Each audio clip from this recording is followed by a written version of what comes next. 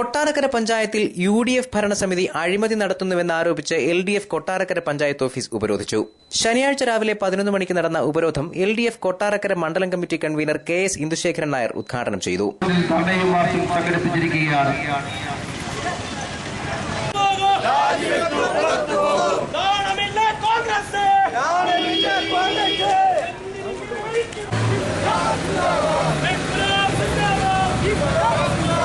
ഒരു പാവം പിടിച്ച ഒരു വന്നാൽ ഇവിടെ വട്ടം കൂടി ആളുകൾ നിൽക്കാനാക്രമിക്കാൻ അഴിമതിയുടെ സൂത്രങ്ങളാണ്.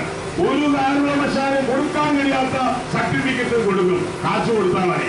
അവർക്ക് മാത്രം കൊടുത്താൽ പോരാ, പഞ്ചായത്ത് പ്രസിഡന്റും അവർക്ക് മാത്രം കൊടുത്താൽ പോരാ, ഉദ്യോഗസ്ഥന്മാർ ഭൂരിപക്ഷവും അഴിമതിക്കാരാണ്.